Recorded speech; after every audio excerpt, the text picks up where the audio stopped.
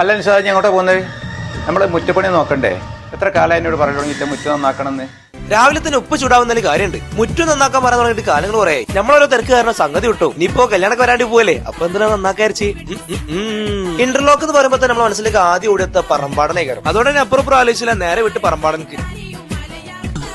എന്താ ഈ കാണിക്കണേ? വൈകി മാറിക്ക്. വെറുതെ അല്ല ഈ പണ്ടാറിന്റെ